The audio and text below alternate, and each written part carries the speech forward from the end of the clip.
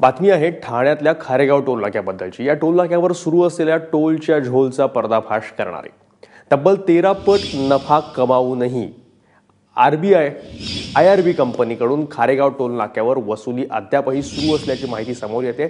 RTI कार्यकर्ते चंद्रहास तावडे यांनी मागवलेल्या माहितीमध्ये ही धक्कादायक बाब उघड झाली आहे। 1995 मध्ये आयआरबी कंपनीला कशेळी पुलाजवळ दुहेरी पूल उभारून टोल वसुली करण्याचं कंत्राट मिळालं होतं।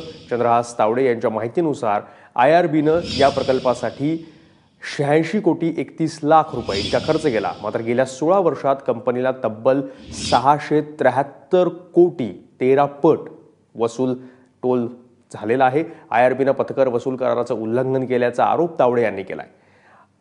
आयआरबीनं टोल वसुली थांबवावी यासाठी चंद्रहास तावडे यांनी आता मुख्यमंत्र्यांना निवेदन दिलंय।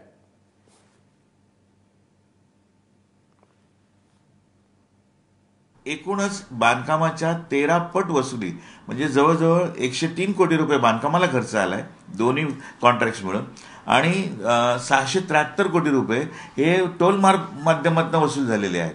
आणि म्हणून मी माननीय मुख्यमंत्री महोदयांना पत्र लिहिलेलं आहे, निवेदन दिलेलं आहे की आता आपण याच्यात लक्ष घाला। 570 कोटी रुपये जवळजवळ जास्त आतापर्यंत दिलेले आहेत, आता तरी निदान थांबवा, कारण ह्याची वसुली ही जून 2017 पर्यंत चालू राहणार आहे। दरम्यान चंद्रहास तावडे यांनी केलेल्या आरोपांवर आयआरबी कंपनीकडून कोणतंही स्पष्टीकरण अद्याप देण्यात आलेलं नाहीये। या संपूर्ण प्रकरणावर आयआरबीची प्रतिक्रिया प्रतीक्षित आहे।